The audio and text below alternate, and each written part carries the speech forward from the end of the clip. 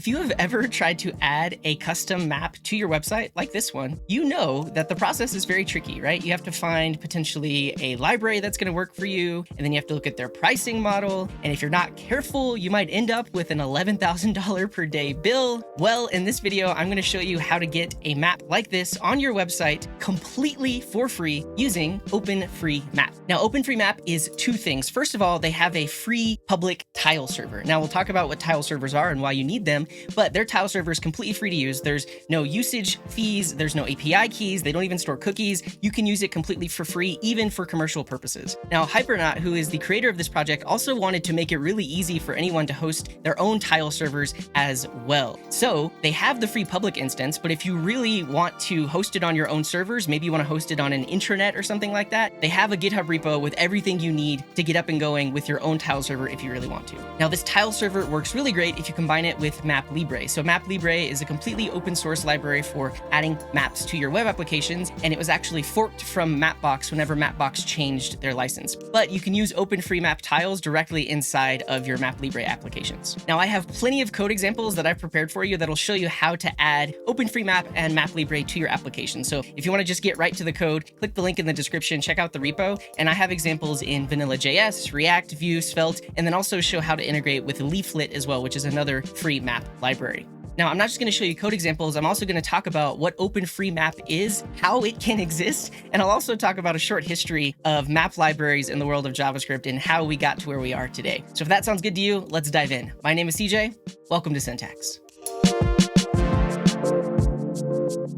Now, first of all, I want to talk about how these map libraries actually work. And so when you visit a web page that has an interactive map on it like this, the first thing that needs to happen is the browser is going to load a JavaScript library that is actually used to display the map. And so for this example, I have a React application and it's using MapLibre and also the VizGL wrapper library of MapLibre. But you'll see in the network tab here that it loaded those files in. But because these packages can be installed from NPM, I didn't have to hit any external server. These are actually just loaded from the Vite dev server that's serving up the application. So that's step one. It loaded in the JavaScript and now we can actually have an interactive map. Now, step two is this library now needs to request tiles or vectors based on what the user is viewing. And those tiles and vectors are requested from a map tile server. So you'll see here, as I navigate around, if I reach a part of the map or a zoom level that I have not seen before, some requests get fired off. And these are requests for the actual vectors that describe these various parts of the map that I'm looking at. You can see all of these requests being fired off. But if I hover over them, you can see the request is being made to tiles.openfreemap.org. So this is the free tile server that OpenFreeMap provides that essentially gives us this data about the map. And so the JavaScript library gets these vector files back and then actually renders them onto the page. Now, in this specific example, we're using vector tiles. So if we look at the page itself, it's just a canvas. It's actually rendering these vectors directly onto a canvas here. And then as I pan and zoom, it's actually updating what's displayed on this canvas here using that vector information. Now, vectors are just one way to display maps. Another way to get this data about the map is via tiles or images. And so one of the services you might have used or heard of is called OpenStreetMap, and they actually have a tile server that provides raster tiles or essentially images. And so you'll notice as I zoom in or pan around the map, it's not making requests for these vector files, it's literally making requests for PNG images. And then the JavaScript library is just adding these images to the page. And so as I pan and zoom, you can see the actual loading is like squares that get popped in as I pan around, because it's actually putting those images into the correct place based on where I'm panning and zooming. Now, the example on openstreetmap.org is using this library called leaflet, and you can see that it's actually just adding those images to the page here. So it's not rendering to the canvas. Literally, as I pan and zoom around, all of these images are in the DOM, and then the library is just changing which images I can see as I pan and zoom around. Now, from here, that process just gets repeated, right? So as a user pans and zooms around, the JavaScript library is going to figure out which parts of the map they need, make the request out to that tile server, get the tiles or the vectors back, and then render them onto the page. Now, the first spot in this whole flow where things will actually start to cost money is step one. And so there are services out there that will essentially charge you per request every single time their JavaScript library is loaded onto your page. So every single time the user visits your site or they refresh the page, that counts towards your usage, and they typically will have a limit. Now, Google Maps used to be the best way to add free maps to your website, but back in 2018, they actually changed their usage model. And if you look at their pricing, it costs to actually load the JavaScript SDK onto onto your webpage. So for 1,000 times that this library is requested, it's going to cost you $7 a month. And so you might imagine if you have a larger website with more users, the cost is going to go up more and more because every time this library gets loaded, that's counting towards your usage. Now, another service that's really popular is Mapbox, and they have usage fees as well. Now, Mapbox's usage fees are actually much more generous than Google. So if you look at Mapbox, they allow you to do 50,000 monthly loads of their library. So you can load the library in with an API key, and you can do that up to 50,000 times. So even though they do have a fee, the free tier works for a lot of indie apps or smaller applications that don't necessarily need to load the library as many times. But it's important to note that when you're using Mapbox, every time that JavaScript library is loaded, that counts towards your monthly loads, even when you're in development. So if you're using that API key in your local development, every time you hot reload the page, that's counting towards your monthly request limit. Now, another service that's out there is MapTiler Cloud, and they offer 5,000 sessions per month. I'm not completely sure on their terms and usage, but I do think that means maybe 5,000 unique users, not necessarily 5,000 loads of the library. You'd have to look at their details to know more. But as you can see, all of these hosted map platforms charge you just to load the JavaScript library itself. And so you can instantly see that's why part of this is free and what we've built, because we're just using MapLibre, which loads from wherever we host our source code, right? We install it from NPM, it gets bundled in with our React app, and we're not reaching out to any server to actually load the MapLibre library onto our webpage because it's just getting served from where the rest of our JavaScript is getting served. Now, the next spot here that can potentially cost money is the map tile server, and then also the requests and the responses to that map tile server. So first of all, you need a server to host all of these images and vector data, and it costs money to host servers. So that's one thing. The next thing is every single request for tile data or vector data potentially will eat into your bandwidth costs that you're paying for wherever you're hosting your server. And so any one of these services like Google Maps or Mapbox has specific usage fees for the tile servers as well. And so if you look at Google and then their map tile usage, you can get 1,000 2D tile requests for 60 cents a month. But again, you essentially combine this with, okay, how many times is the map going to get loaded on my website per month? And then each user, how many tile requests are they going to make? As you can see, when a user is navigating around, it's making a lot of tile requests, right? Now, obviously, some of these requests for tiles are going to be cached, especially if they've seen them before. But each new request for something that hasn't been cached is potentially incurring a fee. So you can see for most map applications, you are going to be making a lot of tile server requests. And so you only get 1,000 requests for free per month from Google Maps. And so you can figure out how much of the map are my users using, how many requests does that make? It can get expensive pretty quick. Now, they do offer $200 of usage every month at no charge. But again, it depends on the number of users you have, what exactly they're doing inside of your map, and you might actually hit that limit pretty quickly. Now, Mapbox does have a much more generous free tier. So if you look here at the Vector Tiles API, you get 200,000 requests every month for free. And so again, this is probably enough for most indie projects, but if you have a more in-demand application, like the example I showed at the beginning of the video, you might actually have a pretty big bill every month. And so the question becomes, how can we do this for free? Well, first, it comes down to the JavaScript library. And I already showed you MapLibre. So MapLibre is a way of loading maps onto your site. It's completely for free. It's open source. You just install it into your app and you're good to go. Now, another popular option is leaflet.js. Now, leaflet typically works best with raster tiles. So that is tile servers that are serving up images, not vectors, though there are some plugins that'll allow you to do vector tiles inside of leaflet as well. And then another pretty popular option is OpenLayers. And so they also support tiles and vectors. I haven't worked with them directly, but they are another option. Now, one of the reasons I found MapLibre is because it's actually an open source fork of the Mapbox library. And so I've built a lot of applications with Mapbox, but they do have that usage fee just for even adding their JavaScript library to your page. And so back in 2020, they actually changed their license and they are no longer open source. And MapLibre was born out of that. They essentially forked the last open source version of Mapbox and have been maintaining it ever since. And it's important to note that MapLibre isn't just some JavaScript library maintained by like one person. It's actually a working group. And so there are people from MapTiler, Elastic, Stadia Maps, Microsoft, Sarah's Imaging, Ware Group, Jog, Stamina Design, all of these people that have a vested interest in having good free maps on their websites. And they're all part of the MapLibre governing board. And so this is what I like about MapLibre. Essentially, if you're not doing anything inside of Mapbox that requires some of the newer features that they might have added in the closed source version, you can actually just swap it out directly for MapLibre and start getting free map loads on your website. And then lastly, how do we cover this expensive piece of a map tile server? Well, there are actually services out there that do provide free map tiles. Now, if you look in the OpenStreetMap wiki, they have a full list of raster tile providers, and one of them is OpenStreetMap's standard tile layer. So they actually do provide this tile server here. It's free to use, but they do have some usage requirements and usage limits. If you've ever used leaflet.js, they typically use this tile server in their opening example, because if you're just getting started with maps, it's a good way to go. But if you look at their usage policy, there are some things you need to take into account. And so they typically recommend that you don't cache their tiles. They do not allow bulk downloading. And ultimately, their tile server is for openstreetmap.org. So I haven't really talked about what this project is, but essentially this is kind of like the Wikipedia of maps. And so if a road ever gets removed or a new road gets added or there's new businesses or whatever else might change in the world of map data, people can go here on OpenStreetMap and actually add and make suggestions to the map. And so all of that rich data about the world and all of the roads and countries and cities and towns and everything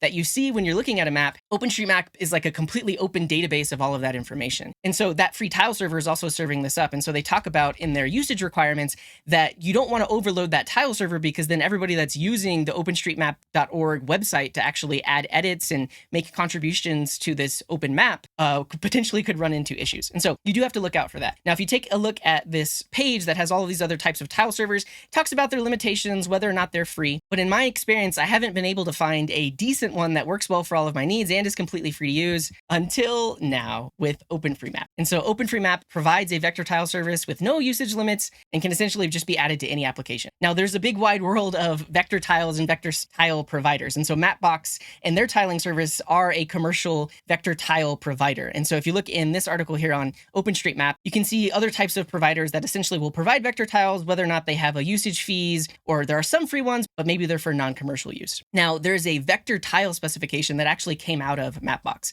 And so Mapbox has a standard for the vector tile format, and they even have a GitHub repo here that describes that specification. And so essentially the tiles that are served up by OpenFreeMap are meeting that specification and can be used anywhere you might be using Mapbox vector tiles inside of your application. Now, one of the first places I came across these vector tile servers is MapTiler. And so they actually have a free tier, but one of the cool things about them is they offer up all of these different kinds of styles of map. And you can typically use these MapTiler styles inside of your Mapbox application. And you can do a very similar thing with MapLibre. And so if you sign up for an account, you can actually get an API key. And of course, they have usage limits for their tile servers, but they have all of these different styles that you can choose from. And you can actually add these styles to your Mapbox map or your MapLibre map. And so beyond that, there's also the MapLibre style specification, which is essentially a way of describing how a map should look given some vectors. And so with this style specification, you can take all the parts of the vector map, like the terrain and buildings and roads and words, and you can actually specify how they should be styled. And this is also one of the things that OpenFreeMap offers. So if you look at OpenFreeMap, they actually have 3 different styles available. They have Positron, Bright, Liberty, and then also 3D. And if you look in their quick start guide, they give you the URL to these specific styles. So if you want to add the Liberty style to your map, you just pull in this URL. And then if you want to choose some of these other styles, you just change the style name on the end there. But if we visit this URL, we actually get back JSON data. And we can see inside of here that it actually points to that OpenFreeMap tile server. And then it has all of the various layers of types of things and describes their various styles. And so this is one of the other cool things about combining OpenFreeMap tiles with this style specification is you can actually create your own styles based on this and host those completely for free as well. So there's this editor called the Maputnik editor, and essentially you can take in one of these style specifications and then start changing all of the properties to create a custom style and map. And so this is the base style here. And so for instance, if I zoom in on the map here and just click something like a street label or a city label, I can then dial into the specs and change all of its properties. I can change the color, I can change the style. Let's actually just bump everything up. And so now you can see all of the street labels are just like slightly larger. And you can do this with everything, right? If I click on a road, you can see specifically how that road is colored, and then you can change the color of the road. So you have complete control over all of the styles here. And what's nice is as long as all the styles you define still use OpenFreeMap as the tile layer, you can stylize it to your heart's content. And so that's actually what I've done in the examples that I'm going to show today is I have a dark style that I slightly modified from MapTiler that points to the OpenFreeMap tiles. But that style information is just hosted right inside of my repo here. So if I refresh the page, you can see that there's a request to dark.json. This literally just lives inside of my repo. and I have gone in and modified all the styles to change the colors and everything else, but it still points to the OpenFreeMap tiles there. And so this is nice as well because you can just host the style information in the same place that you're hosting the rest of your front-end application. So that's it for all the explanation. Let's see some actual code. Now, if you look at openfreemap.org, they have a quick start guide and they show you the vanilla JS version, right? So they're pulling in the MapLibre library and then they're setting the styles to be that style file that points to the OpenFreeMap tiles. Now, if you look in the repo that's linked in the description, I have lots of different examples across different frameworks, and we're going to take a look at this vanilla example first. Now, the one major difference for this example is I'm actually using JavaScript modules instead of just links in my HTML file. So you can see in the HTML file, I'm still bringing in the CSS from a CDN, and then I have my own custom styles, which are going to make that map full screen. But if you take a look at app.js, you can see here that it's specified as a module. So ES modules are supported everywhere. This code just runs directly in the web browser without any sort of build process. And then if we take a look at that app.js, you can see that I'm actually just importing in that MapLibre library up at the top of the file. Now, the example is almost exactly the same as the one you see on the OpenFreeMap website. We're just pulling that style directly in from OpenFreeMaps. But in this case, after the page loads, I'm getting the user's location just using this free API. So essentially, it just turns a user's IP address into a location. It's just approximate. It doesn't know your exact address, but that's the nature of being on the internet is given your IP address, we can approximate where you are. So it uses that API, gets approximately where the user is, and then flies to that location and then shows a pop-up right there. So you can see that I'm using the MapLibre GL namespace to create the map and then fly to that specific location and then also to create the pop-up. Now, to run this vanilla example, you do need some local HTTP server. You could use a Python HTTP server. You could use live server inside of VS Code. So if you have live server installed, you can right click and say open with live server. And then you'll see after the page loads, it pops that map to show approximately where I am. Let's see how close. I'm in Denver. I'll say that. So it says, yes, I'm approximately there. And so it's just this basic example. But one of the main things I want to show is the fact that you can add your own styles. And so right here inside of this styles directory, I have dark.json. And inside of here, I'm pointing to the OpenFreeMap tiles. But then I've gone in and updated all of the layers to have this dark style. And so if we pull that style file in instead of Liberty, we can see the map updates and now we have some dark styles. You could even combine this with like a dark mode and light mode toggle, right? So when you're in dark mode, load the dark map styles, otherwise load the light map styles. But yeah, I just wanted to show that as long as that JSON file is accessible to the JavaScript code here, it can load in those custom styles. Now, the next example I want to show you is leaflet. And so if you're already using leaflet, maybe you don't want to jump to something like MapLibre, this example will show you how you can still use that tile layer inside of a leaflet app. And so this example is set up in the exact same way, except we do need two CSS files. So we have to bring in the leaflet CSS, and then we also bring in the MapLibre CSS. And so essentially the MapLibre library provides a layer that can be added to a leaflet map that will then render out the vector tiles. And so I first load in leaflet, I then load in the MapLibre base library, and then I add in the compatibility layer, the leaflet MapLibre GL. And essentially what this library does is it adds a MapLibre GL method to your global leaflet instance, and then you can specifically add the layer there. So you can see that I init a leaflet map with no tile layer, but then after that, I add the MapLibre GL layer, which allows us to use the OpenFreeMap tiles. But you'll notice I'm also passing in attribution. And so this just adds a link out to OpenFreeMap, but because OpenFreeMap is based on top of OpenStreetMap data, you do need a link out to OpenStreetMap at a minimum. And if you look at the OpenFreeMap website, they do show you the attribution that you need here. And they mention you don't have to even mention OpenFreeMap,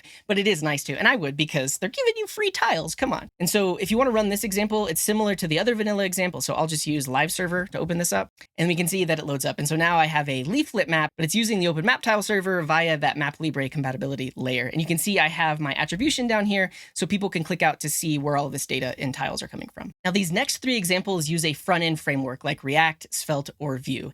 And to do that, typically you want to use a wrapper library. And so whenever you're using a map library in your web page, typically that map library is interacting directly with the DOM or the Canvas API, right? It's creating elements, it's modifying the canvas. And so if you want to use this library in conjunction with a front-end framework, there are some things you need to think about. Because when you're using a front-end framework, that front-end framework has some runtime. And in the case of Vue and React, there's also a virtual DOM runtime. And so typically they don't want you to directly modify the DOM. And if you're going to, you then need to use some sort of ref. So that way it can stay in sync with your components and the virtual DOM model. And so your application code is typically talking directly to that front-end framework like Vue or React or Svelte. And then in turn, it's modifying the DOM and creating elements. And so if we want to use this front-end framework in combination with something like MapLibre, we need some sort of compatibility layer. We need something that's going to be able to create refs and do the various things that you need to do to make sure that this front-end framework works in the right way. And that looks a little bit like this. So these libraries typically provide declarative component wrappers. And so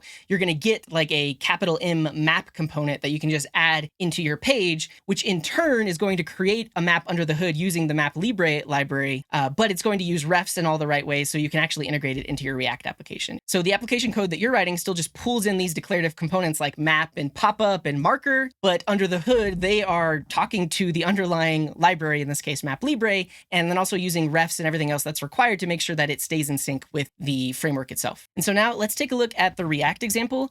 And for this example, I reached for VizGL React MapLibre. And so this is a component library that gives us declarative components that wraps all of the underlying MapLibre functionality. And if you look in the MapLibre docs, there actually are a few different libraries you can use. But one of the reasons I chose this one is because I'm very familiar with their React MapGL library. And so this is what a lot of people use if you're trying to combine React with Mapbox. And the React MapLibre library is from the same creators, but it's specifically for MapLibre instead of Mapbox. And so that's why I chose this library. But you can see after you install MapLibre GL and then also this library, you then get declarative components, right? They give you a map component that you can just add to your page, and you can actually bind the styles to a state variable and then use React's state system to change the center of the map or the zoom or other things like that. And so if you take a look at our example, I'm pulling the map in, I have an initial view state, so I just have this middle of the USA constant. And so if for whatever reason I can't get the user's location, it's going to show the map kind of zoomed out where the US is in the middle there. And from there, you can see I'm passing in the map styles,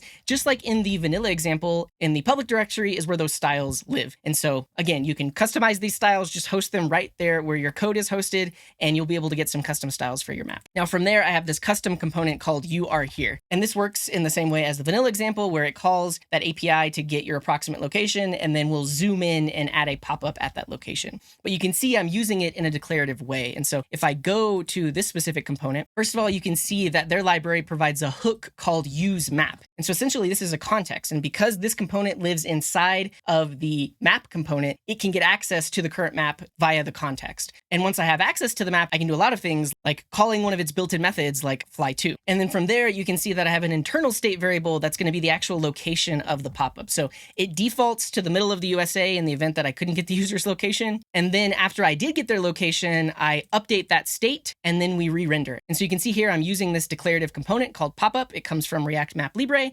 And then they have a bunch of props that you can pass in. So I'm just passing in the latitude and longitude and then the text that should be displayed. But this is typically how you'll implement things when you're working inside of React, is you'll mainly be looking at the docs for React MapLibre and using all of the things that they have available for you, like these hooks and these declarative components. Now let's take a look at the view example. And for the view example, I am using this indoor equal view MapLibre GL. So this is the only one that's linked in the MapLibre documentation. I found one other, but because this one is linked here, and if you're in the Nuxt ecosystem, there's actually a Nuxt MapLibre library. It actually wraps this library. So that's why I chose to implement with this specific library. But it's very similar to React MapLibre in that they provide these declarative components. So you'll see that if I want to map, we get access to this mgl-map component that I can just add directly inside of my view components. And so in my view example here, I'm pulling in that mgl map, rendering it, defaulting to the middle of the USA in the event that I can't find the user's location. In this case, I'm also using some types directly from MapLibre GL. And so I was running into an issue where, because by default, the inferred type is an array of numbers, I couldn't pass it directly into the center location prop right here. And so if I just use a type assertion, then I'm able to actually pass that prop down here. You can see we pass in the map style in a very similar way.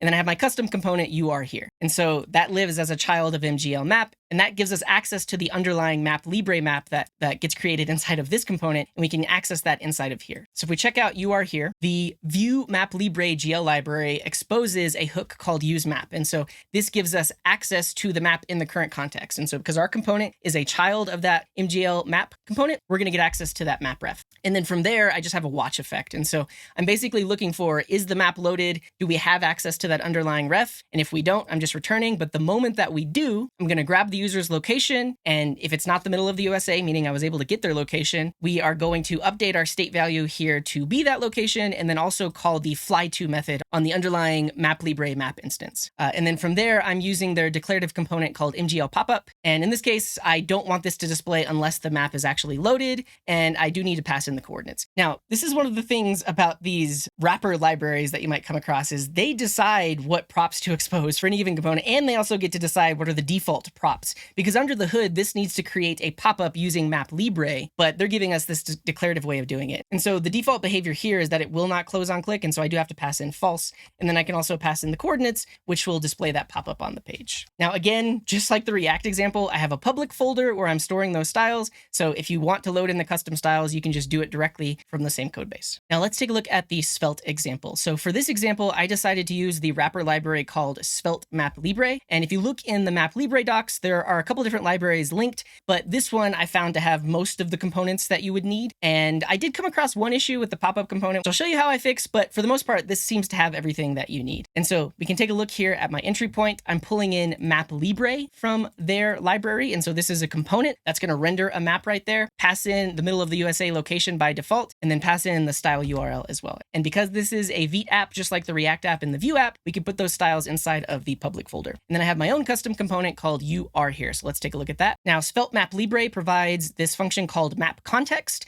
And essentially this is a svelte store that will give you access to the current map that you are rendering inside of. And so this is what will allow us to actually fly to the user's location once we have it. Now you'll notice here that I'm not using the declarative pop-up component here. I just had some issues getting it to actually render the text. It was showing up as blank. And so if you take a look at their examples, they do have some examples that have pop-ups. Like this is an example of a pop-up here. You can see pretty much anytime they have a pop-up, it's rendered inside of a marker. And so I don't know if internally they're kind of just assuming that anytime you have a pop-up, it needs to be a child of a marker, which will probably be the case in most scenarios. But for my example, I didn't even want a marker. I just wanted a pop-up. And so I couldn't get it to render. But the nice thing is, because all of these libraries are going to give you access to that underlying MapLibre instance, you can still do all the same MapLibre things if for whatever reason their components aren't working, or maybe they don't provide a component that does what you need it to do. So you can see here that I'm pulling pop-up directly from the MapLibre library, and then I'm just creating an instance to it, and they have a method that allows you to add it to the map. And so this is kind of combining using the svelte-maplibre library with just direct vanilla MapLibre code to kind of add things dynamically. And the last thing I want to point you to is awesome-maplibre. So this is a GitHub repo